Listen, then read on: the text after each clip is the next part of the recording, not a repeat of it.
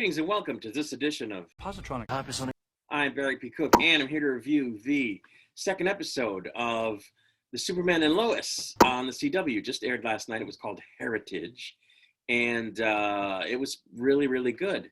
They're doing something different with this show, I think. It feels much more cinematographic, if that's a word. It feels more like a feature film than a TV show. I don't remember the other Arrowverse shows feeling that way in the beginning. This seems to be shot and written and acted much more like a feature film than a superhero show, much more like an hour drama, traditional hour drama than a superhero show. And I think it's working. We'll have to see if they keep it up. But yeah, we find out in this episode who Luthor is, Captain Luthor. And I don't have all the details. They didn't reveal everything, but it's a Luthor from a different Earth, apparently. So, of course, it's not the John Cryer version. I thought maybe that it was that character's father or something. But he was saying my world, so I wasn't sure what that was about. But apparently it's a Luthor from another Earth. So he survived Crisis somehow and the merge. And he's on this Earth now, and he doesn't want this Earth destroyed like his Earth was destroyed by an evil Superman, apparently. So that's his deal. And we worked that out. He's kind of hanging out in what looks like the North Pole or the South Pole or whatever, in a pod type ship thing. And he's trying to get more kryptonite so that he can take out Superman. Meanwhile, Superman is dealing, or Clark rather, is dealing with the situation with his family, trying to figure out what's going on with Jordan after he had an ocular discharge and almost burned some people to death. So rather than have him start school, the new school year, with his brother, Clark takes him to the Fortress of Solitude, which is always cool to see. To get some tests run on him and to consult, I guess, Jor-El, who shows up as the hologram, which was really cool, the AI hologram. What I want to know is, why did Clark need a coat?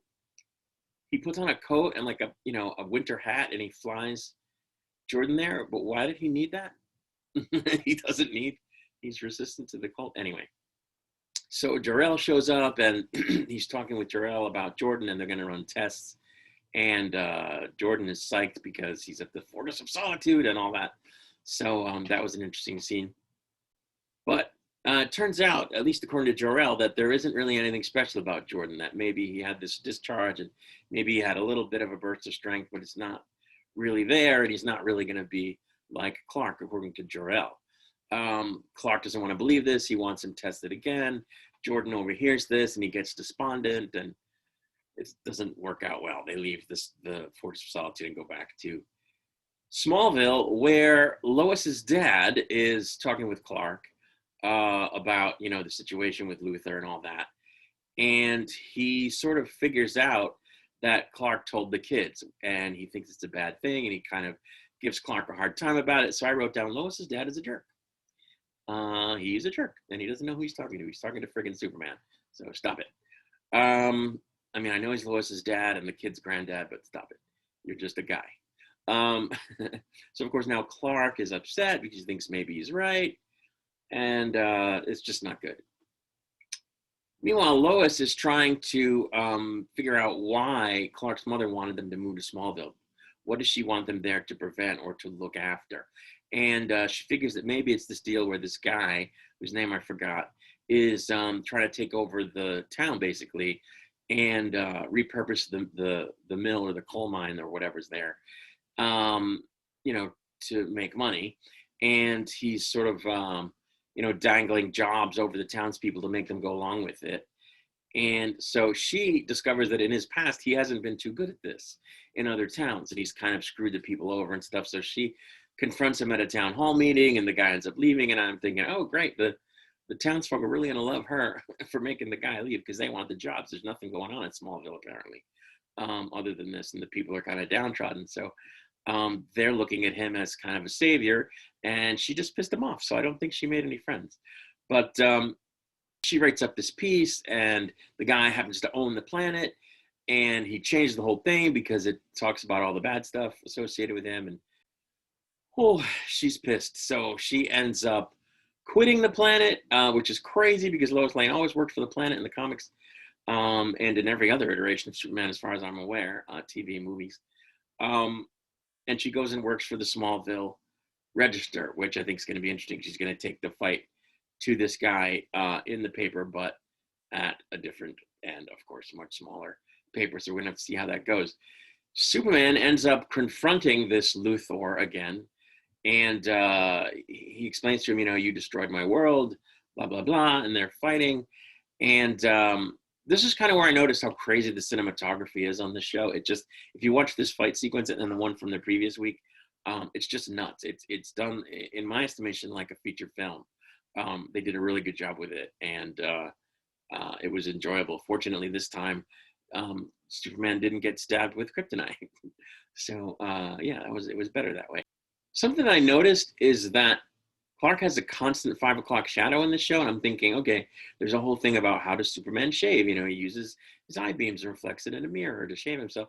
But it's like he's not shaving because Superman seems to have almost the same 5 o'clock shadow. It's not as heavy, and I don't know if that's intentional or if it's just a difference of when they, shoot. And he has a heavier one versus not so heavy on other days at other times. We're gonna have to see. I don't like the idea of Superman having a 5 o'clock shadow. I don't know why that bothers me, but I'm not cool with it. So I don't know. Hopefully they'll do something with that. Just keep an eye on it. But this new Luthor is a fucker because he shows up later. He's still trying to find kryptonite, and he mows down a bunch of people in his pursuit of kryptonite. He's trying to get them to tell him where it is, and he just kills some people. So he's really a dick. I suppose Luthor in the past has always been like a murderous SOB, but I don't know. This guy seems hardcore to me. I don't know. Maybe it's my memory's bad, but I noted that he seemed particularly evil. So we'll have to see how that goes. Before the episode ends, Jordan is sort of telling, I think Jonathan or his mother or both, how Jor-El said, he wasn't going to be anything special. And he's like, yeah, Hologramps says I'm not anything special. I was told that I'm not anything special by the Hologramps, which I thought was funny because normally you would say hologram. So that was kind of funny. But Luthor gives, was it Clark's dad? Lois's dad. I think he gives Lois's dad like a Kryptonian kind of key fob thing, and it says 7734 on it, which of course is also hell upside down. But what's it for? What does it do? We don't know.